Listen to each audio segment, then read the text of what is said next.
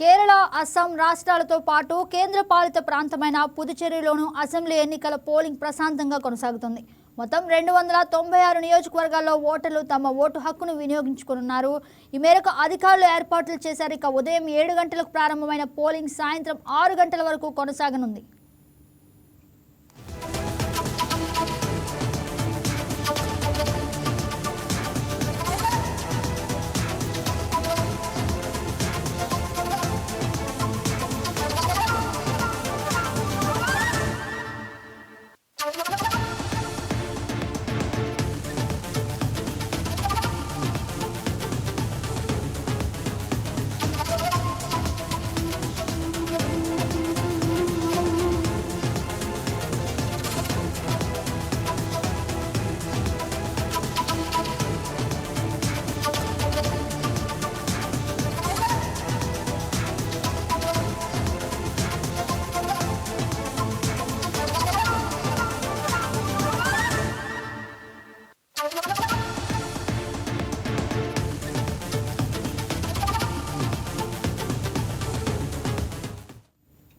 కేరళలో 140 స్థానాలకు పోలింగ్ జరుగుతుంది. యూడీఎఫ్, లెఫ్ట్ డెమోక్రటిక్ ఫ్రంట్ కూటముల మధ్య గట్టి పోటీ నడుస్తుంది. మొత్తం 140 అసెంబ్లీ స్థానాలకు గాను 883 మంది అభ్యర్థులు పోటీలో ఉన్నారు. ఇక కేరళలో ఉదయం 7 గంటల నుంచి సాయంత్రం 4 గంటల వరకు పోలింగ్ జరగనుంది. కేరళలో మొత్తం 2.71 కోట్ల మంది ఓటర్లు ఉన్నారు. వారిలో పురుషులు 1.32 కోట్ల మంది కాగా మహిళా ఓటర్లు 1.39 కోట్ల మంది ఉన్నారు. పుదుచ్చేరిలో 23, కార్గైక్లో 5, మహేయానంలో 1 స్థానానికి పోలింగ్ జరుగుతోంది. ఈ 30 స్థానాల్లో 294 మంది అభ్యర్థులు బరిలో నిలిచారు. గత ఎన్నికల్లో all India SR Congress party, BJP కూటమి ఘన విజయం సాధించింది.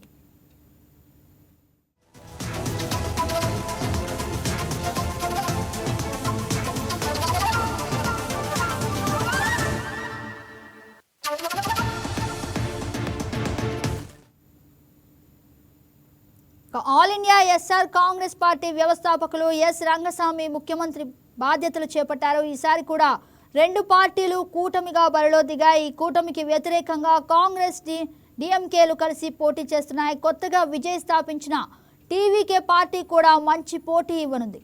మరోవైపు అస్సాం విషయానికి వస్తే మొత్తం 126 స్థానాలకు పోలింగ్ కొనసాగుతుంది.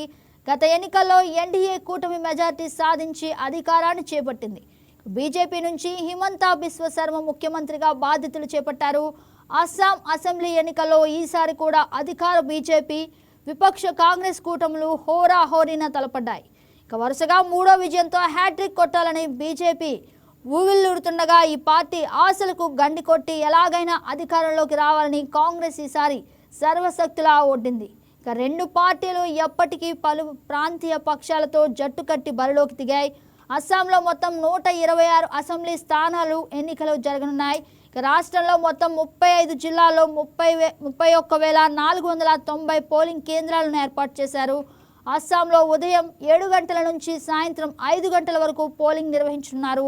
ఇక 126 నియోజకవర్గాల్లో దాదాపు 720 మందికి పైగా అభ్యర్థులు భవిత్వాన్ని ఓటర్లు బ్యాలెట్ బాక్సుల్లో నమోదు చేయనున్నారు. ఇక 3 రాష్ట్రాల ఎన్నికల ఫలితాలను మే 4న వెలువడనున్నాయి. ఇక తమిళనాడులో ఏప్రిల్ 23న పోలింగ్ జరుగుతోంది. బెంగాల్లో ఏప్రిల్ 23న, ఏప్రిల్ 29న 2 దశల్లో ఎన్నికలు జరగనున్నాయి.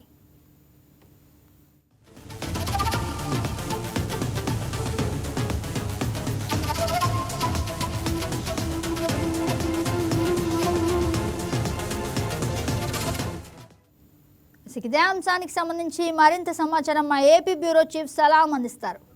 గుడ్ మార్నింగ్ సలాం, చెప్పండి. గుడ్ మార్నింగ్ గగన. ఏదైతే ఎన్నికల కమిషన్ ఆదేశాల మేరకు మొత్తం కేరళ, అస్సాం, పుదుచ్చేరి 3 రాష్ట్రాలలో అంటే పుదుచ్చేరి కేంద్ర పాలిత ప్రాంతంలో నేడు ఎన్నికలు జరుగుతున్నాయి. ఇప్పటికే ఎన్నికలకు సంబంధించి అన్ని ఏర్పాట్లు పక్కాగా ప్రణాళికతో ఎన్నికల కమిషన్ చేపట్టిందని చెప్పవచ్చు. అయితే ఉదయం నుండి అంటే తెల్లవారుజాము నుండే పోలింగ్ ప్రారంభం కాగా ఓటర్లు సైతం పెద్ద సంఖ్యలో పోలింగ్ కేంద్రాలకు తరలి వస్తున్నటువంటి పరిస్థితి ఉంది. మొత్తం మీద మనం చూస్తే కేరళలో మొత్తం 140 అసెంబ్లీ నియోజకవర్గాలకు ఈ ఎన్నికలు జరుగుతుండగా అస్సాంలో 126 అసెంబ్లీ నియోజకవర్గాలు, అదేవిధంగా పుదుచ్చేరిలో మొత్తం 30 అసెంబ్లీ నియోజకవర్గాలకు ఈ ఎన్నికలు జరుగుతున్నాయి. అయితే ప్రశాంతంగా పోలింగ్ సాగుతుంది అని చెప్పవచ్చు. అయితే కొన్ని చిన్నపాటి ఘటనలు మినహా 3 రాష్ట్రాల్లోనూ పోలింగ్ చాలా ప్రశాంతంగా పకడ్బందీగా సాగుతోంది.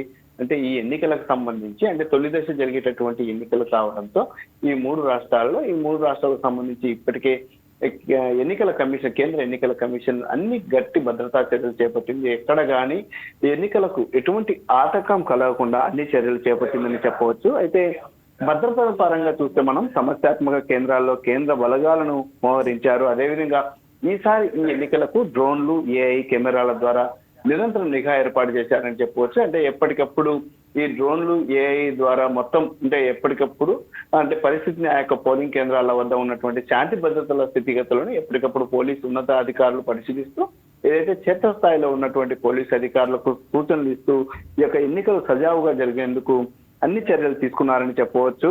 అయితే మరొక విషయం ఏంటంటే లైవ్ వెబ్ కాస్టింగ్ కూడా ఏర్పాటు చేశారు అన్ని పోలింగ్ కేంద్రాలలో. పారదర్శక అంటే 50% అయితే 50% పైగా పోలింగ్ కేంద్రాలలో లైవ్ వెబ్ కాస్టింగ్ ఏర్పాటు చేసి ఎప్పటికప్పుడు ఎన్నికల అధికారులు అంటే ఎన్నికల ఉన్నతాధికారులు తమ కార్యాలయంలో కూర్చొని అక్కడ జరిగేటటువంటి ఎన్నికల తీరును ఎప్పటికప్పుడు పరిశీలించేందుకు వీలుగా ఈ లైవ్ వెబ్ కాస్టింగ్ అనేది మనకు ఉపయోగపడుతుందని చెప్పవచ్చు. అంటే ప్రధానంగా అక్కడ ఉన్నటువంటి లైవ్ వెబ్ కాస్టింగ్ ద్వారా ఏదైనా సరే పోలింగ్ కేంద్రం వద్ద ఉన్నటువంటి ఏదైనా సరే ఇబ్బందులను కానివ్వండి ఎప్పటికప్పుడు ఎన్నికల అధికారులు గుర్తించేందుకు వీలుగా ఉపయోగపడుతుందని చెప్పవచ్చు.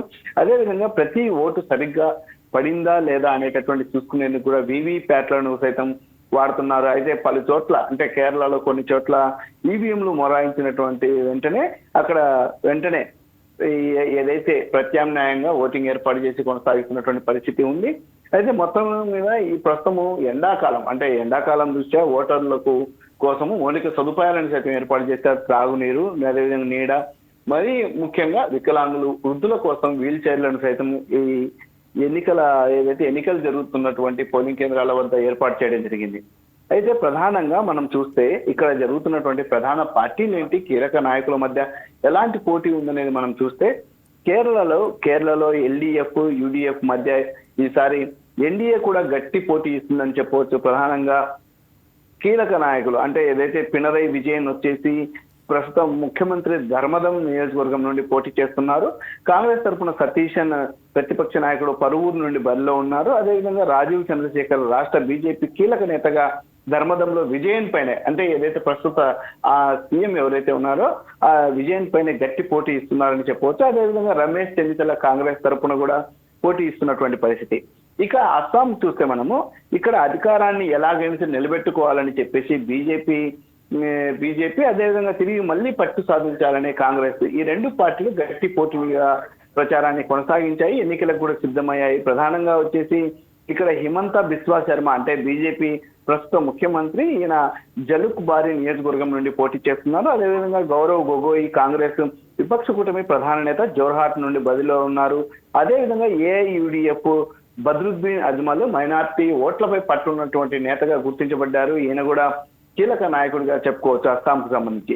ఇక పుదుచ్చేరిలో అంటే ప్రధాన కూటమిలో ఏవైతే ఎన్డీఏ, సెక్యులర్ ప్రోగ్రెసివ్ అలయన్స్ అంటే కాంగ్రెస్ తో కూటమితో ఉన్నటువంటి ఈ రెండింటి మధ్య గట్టి పోటీ ఉందని చెప్పుకోవచ్చు. ఎన్ రంగస్వామి ప్రస్తుతం ముఖ్యమంత్రి ఎవరైతే ఉన్నారో ఆయన తట్టంచవాడి నుండి పోటీ చేస్తున్నారు. వి వైతిలింగం కాంగ్రెస్ మాజీ ముఖ్యమంత్రి, ఈయన కాంగ్రెస్ పక్షాన కీలక నేతగా ప్రస్తుతం బరిలో నిలిచారు. అదేవిధంగా ఇక తమిళనాడు ఇలా ఇక్కడ మొత్తం ఈ విధంగా పోటీ జరుగుతూ ఉన్నటువంటి పరిస్థితి. అయితే మొత్తంగా ఇప్పుడు తాజాగా మనకు అందుతున్నటువంటి సమాచారం అంటే బ్రేకింగ్ అంటే ఈ 10:30 గంటల వరకు అంటే తాజాగా పోలింగ్ శాతము 10:30 గంటల వరకు కూడా సుమారు కేరళలో 20.1%, అదేవిధంగా అస్సాంలో సుమారు 19.5%, పుదుచ్చేరిలో 19.2% పోలింగ్ నమోదైనట్లు ఎన్నికల అధికారులు ప్రకటించడం జరిగింది. అయితే పోలింగ్ ప్రారంభమైన మొదటి 2.5 గంటలలోనే ఓటర్లు భారీగా తరలి వచ్చినటువంటి పరిస్థితి. అంటే దీనికి ప్రధాన కారణం ఆయా రాష్ట్రాల్లో ఉన్నటువంటి ఎండ తీవ్రత అని చెప్పుకోవచ్చు. ఎండల వల్ల ఇబ్బందులు ఎదుర్కొంటామనేటటువంటి కారణంతో ఉదయం నుంచే ఓటర్లు పెద్ద ఎత్తున పోలింగ్ కేంద్రాలకు బారులు తీరినటువంటి పరిస్థితి. అయితే కేరళ ప్రతిపక్ష నేత సతీశన్ పరువూరులో పరువూరులో ఓటు వేశారు. ఆయన ఈసారి కేరళలో ఖచ్చితంగా యూడీఎఫ్ ప్రయోజనం ఉందని, తాము 100 పైగా సీట్లు కేటాయిస్తామని కూడా ఆయన ధీమా వ్యక్తం చేశారు. అదేవిధంగా బీజేపీ రాష్ట్ర అధ్యక్షుడు రాజీవ్ చంద్రశేఖర్ తిరువనంతపురంలోని నేమం నియోజకవర్గంలో లైన్లో నిలబడి ఓటు వేశారు. అస్సాం కాంగ్రెస్ అధ్యక్షుడు గౌరవ్ గొగోయ్ జోర్హాట్ లో ఓటు వేసి ప్రజలు నవ అస్సాం కోసం నిర్ణయాత్మక పాత్ర పోషిస్తున్నారని పేర్కొన్నారు. అయితే సాంకేతిక సమస్యలు కూడా కొన్ని చోట్ల కాస్త ఇబ్బందులకు గురి చేశాయని చెప్పుకోవచ్చు. కేరళలోని కోజికోడు జిల్లా కొడువల్లి పెరంబ్రా ప్రాంతాల్లో విద్యుత్ అంతరాయం కలిగింది పోలింగ్ కేంద్రానికి. దీనితో ఈవీఎంలు కూడా మొరాయించాయి. కొద్దిసేపు పోలింగ్ నిలిచిపోయింది. అయితే అధికారులు వెంటనే, అంటే ఏదైతే అధికారుల దృష్టికి వెంటనే ఈ సమస్య వెళ్ళడం, వారు వెంటనే ఈ సమస్యను పరిష్కరించి ఎన్నికలు ప్రారంభమయ్యాయి.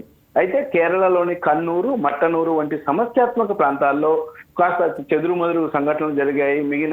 మిగిలిన పోలింగ్ ప్రశాంతంగా సాగుతున్నటువంటి పరిస్థితి.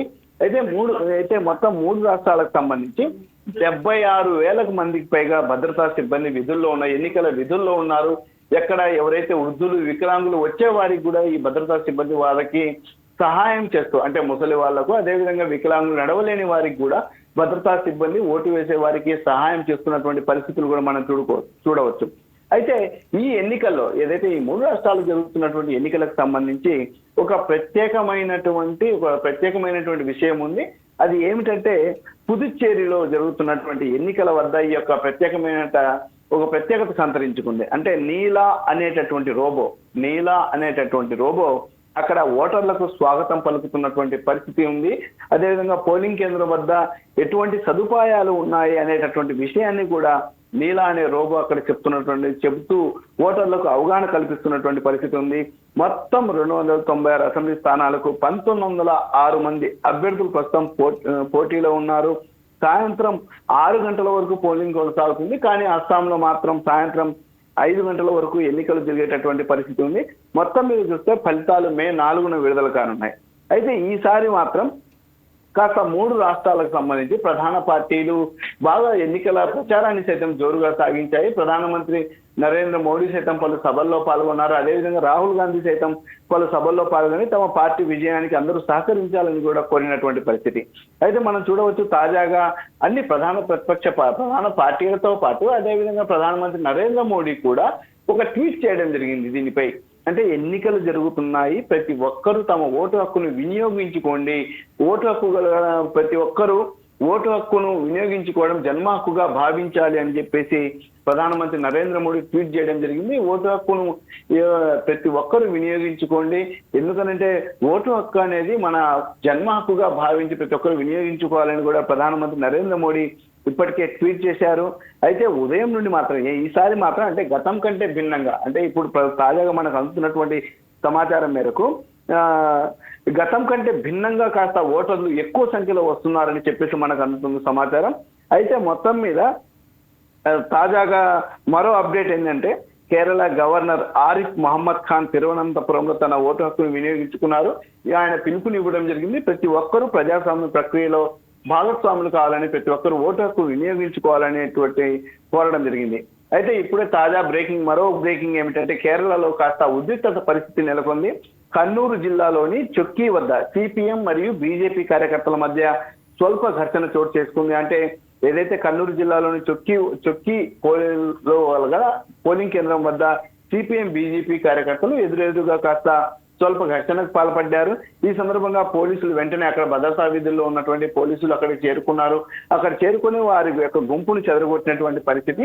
అయితే ప్రస్తుతం అక్కడ పరిస్థితి అదుపులో ఉందని కూడా పోలీసు అధికారులు తెలిపారు. ఇక అస్సాంలో చూస్తే అస్సాంలో మహిళా ఓటర్లు రికార్డు స్థాయిలో ప్రస్తుతం ఓట్లు వేస్తున్నటువంటి పరిస్థితి ఉంది. పోలింగ్ కేంద్రాలకు తరలి వస్తున్నటువంటి పరిస్థితి ఉంది. అస్సాంలోని మాజులి, జోర్హాట్ నియోజకవర్గాల్లో మహిళా ఓటర్లు ఎక్కువగా ఉంటారు. వీరందరూ రికార్డు స్థాయిలో లైన్లలో నిలబడి ప్రస్తుతం ఓటు వేస్తున్నారు. అంటే గతం కంటే భిన్నంగా ఈసారి మహిళా ఓటర్లు అధిక సంఖ్యలో, అంటే ఏమైనా మహిళా రిజర్వేషన్ బిల్లు గురించి ఈ బిల్లు ఎలాగో ఆమోదం పొందేటటువంటి అవకాశాలు ఉన్న నేపథ్యంలో మహిళల్లో కూడా కాస్త చైతన్యం వచ్చి ఓటు హక్కు వినియోగించుకునేందుకు వస్తున్నారని కూడా రాజకీయ విశ్లేషకులు అభిప్రాయపడుతున్నటువంటి పరిస్థితి.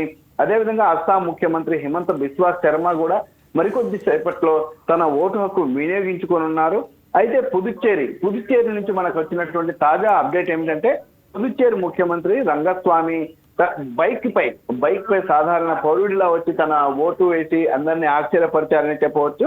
అయితే మరొక చిన్న అప్డేట్, అస్సాంలో ఉన్నటువంటి ధేమాజిలో సాంకేతిక లోపం ఉన్నటువంటి అస్సాంలో 3 ఈవీఎంలను అధికారులు వెంటనే మార్చి పోలింగ్ ను కొనసాగిస్తున్నటువంటి పరిస్థితి. మొత్తం మీద ఈ ఎన్నికల ప్రక్రియను సజావుగా సాగించేందుకు ఎన్నికల అధికారులు పూర్తి స్థాయిలో అన్ని చర్యలు చేపట్టారని చెప్పవచ్చు. అదేవిధంగా పోలీస్ అధికారులు కూడా అంటే ఏదైతే ప్రచారానికి ఎండ్ కార్డు పడిన తర్వాత 2 రోజుల నుంచి ఎక్కడ గానీ ఓటుకు నోట్ల పంపిణీ కార్యక్రమానికి కూడా ఎన్నికల అధికారులతో పాటు పోలీసులు దానికి అడ్డుకట్ట వేసేందుకు అన్ని చర్యలు తీసుకున్నారని చెప్పవచ్చు. ఈ నేపథ్యంలోనే కాస్త ప్రతి ఒక్కరూ ఓటు హక్కు వినియోగించుకోవాలని కూడా ఇప్పటికే అన్ని రాజకీయ పార్టీల నాయకులతో పాటు ప్రధానమంత్రి నరేంద్ర మోడీ కూడా అదేవిధంగా పిలుపునిచ్చారు. కేంద్ర ఎన్నికల కమిషన్ కూడా ఓటు హక్కు ఉన్న వారందరూ ప్రతి ఒక్కరూ ఓటు హక్కు వినియోగించుకోవాలని కోరడం జరిగింది. అయితే ప్రధానంగా ఇక్కడ ఈ ఎన్నికలలో మనం ఇందాక కూడా చెప్పుకోవడం జరిగింది, నీలా అనేటటువంటి రోబో పుదుచ్చేరిలో ఓటర్లకు అవగాహన కల్పిస్తూ ఉండడం, అదేవిధంగా దివ్యాంగులకు ప్రధానంగా దివ్యాంగులు ఎవరైతే ఉన్నారో అదేవిధంగా వృద్ధులు ఎవరైతే ఉన్నారో వారికి అక్కడ ఆ యొక్క పోలింగ్ కేంద్రంలో ఏవైతే మౌలిక సదుపాయాలు ఉన్నాయి, త్రాగునీటి సౌకర్యం కానివ్వండి లేకపోతే ఏదైతే టెంట్ సౌకర్యాన్ని ఏర్పాటు చేసినటువంటి విషయాలను నీలా అనేటటువంటి రోబో అక్కడ ప్రత్యక్షంగా అక్కడ ఉన్నటువంటి ఓటర్లకు వివరించడం అనేది ఈసారి ఎన్నికల్లో ప్రత్యేక ఆకర్షణగా కూడా మనం చెప్పుకోవచ్చు. అయితే ఎండ పెరుగుతున్నాడంట, అంటే ఈ 3 రాష్ట్రాల్లో ప్రస్తుతం ఎన్నిక. రైట్ సలాం, థాంక్యూ ఫర్ ద అప్డేట్.